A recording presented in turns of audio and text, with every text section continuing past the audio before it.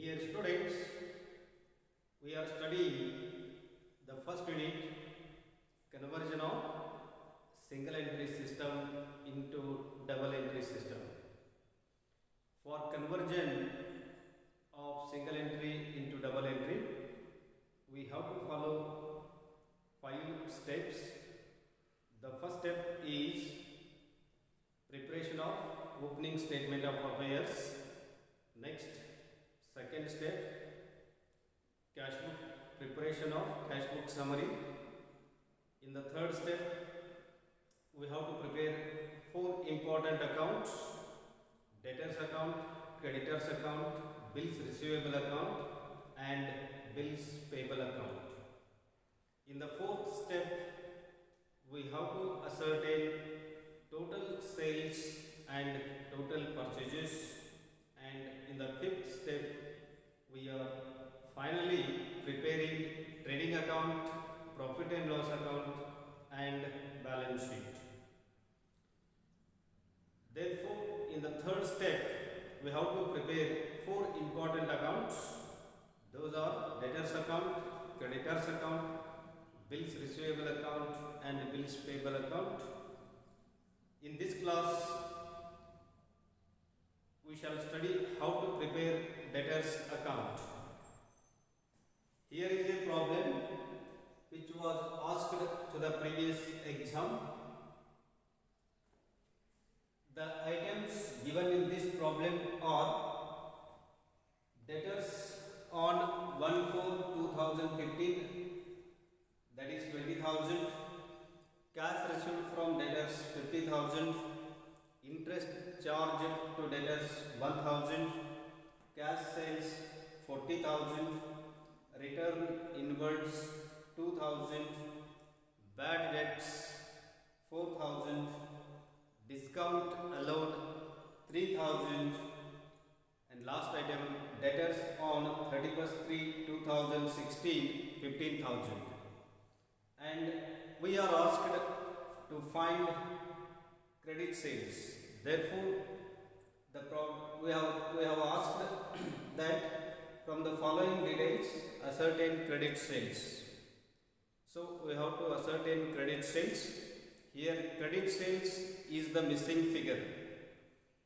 As regards debtors account, the 4 important items are opening balance, credit sales, cash received from debtors and closing balance of debtors.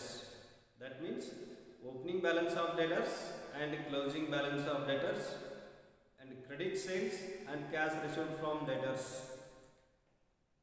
Out of these 4 items, if 3 are known and 4, we have to find the 4th one which is missing.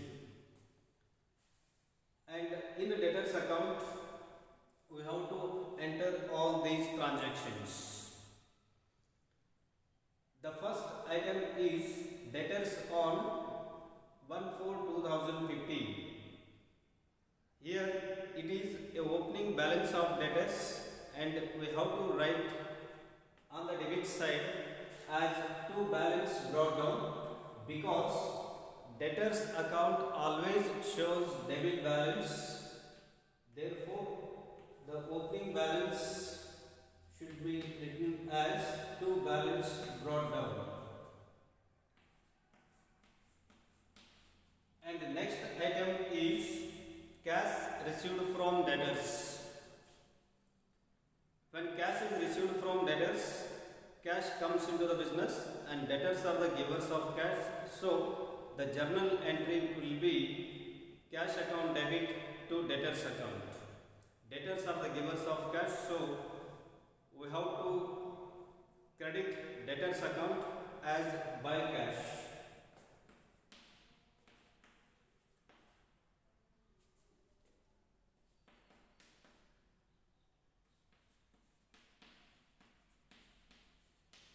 The amount is 50,000. Next item is interest charged to debtors. When interest is charged to debtors, debtors are responsible responsible to pay the amount to the business, and interest is income to the business. So the journal entry will be debtors account debit to interest account. So we have to debit the debtors account as to interest account.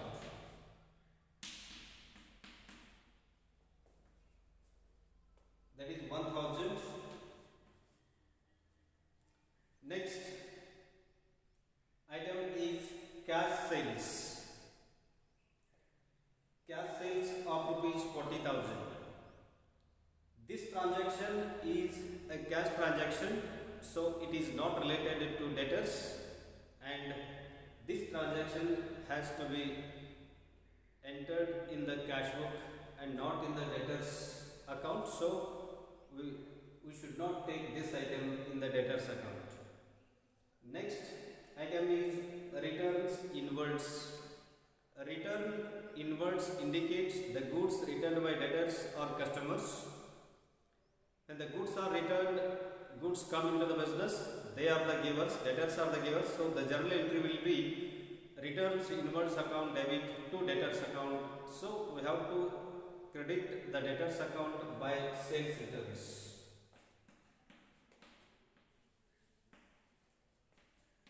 In debtors account, we have to write as sales returns, and the amount is 2000.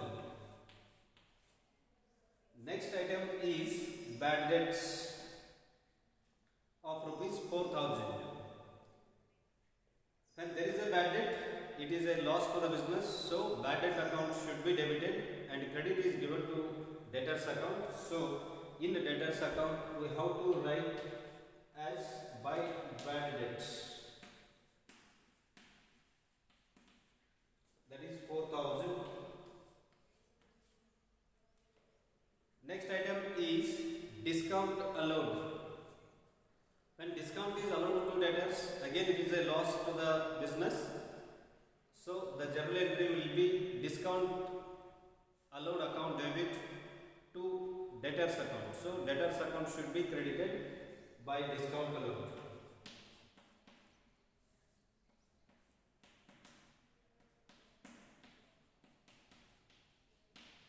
Here discount allowed is 3000 rupees. And last item is debtors on 31st/3/2016. It indicates closing balance of debtors. So we have to write the closing balance as by balance carried down.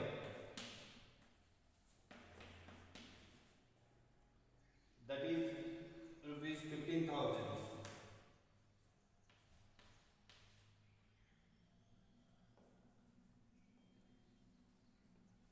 And we have to make total and ascertain the balance. Next, here by observing debit side and credit side, the credit side is more and it comes to 74,000, and we have to ascertain the balance. The balance is 53,000. The balance is 53,000 and it is credit sales, and it is the missing figure here.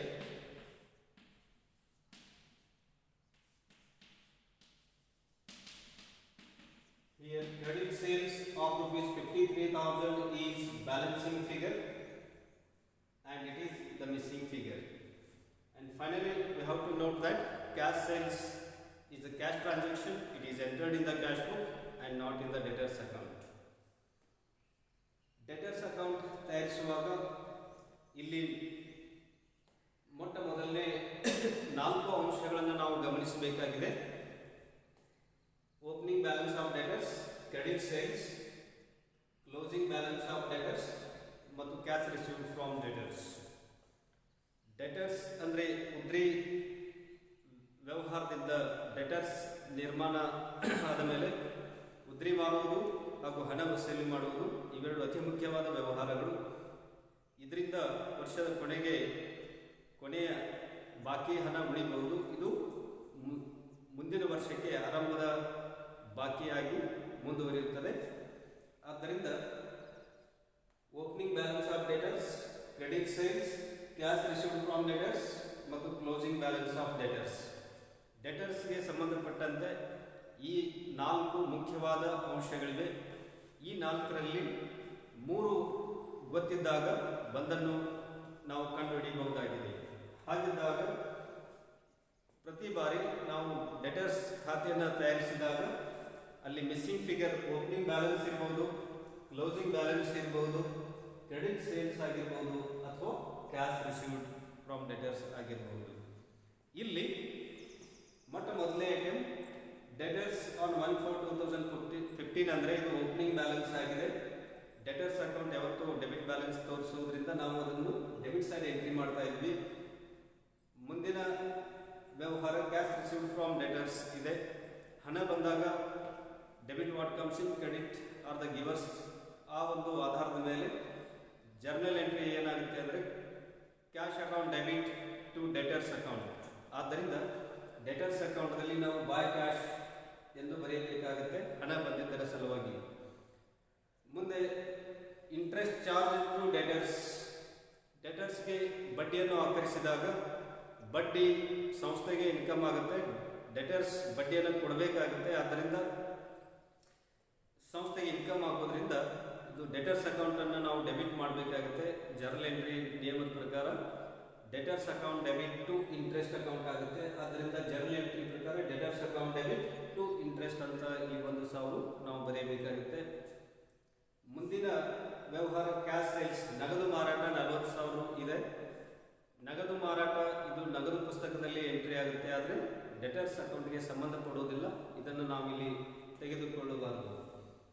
ಮುಂದಿನ ವ್ಯವಹಾರ return inwards, ಅಂದರೆ ಇಲ್ಲಿ ಮಾರಾಟ ಮಾಡಿದ ವಸ್ತುಗಳು ವಾಪಸ್ ಆಗಿವೆ.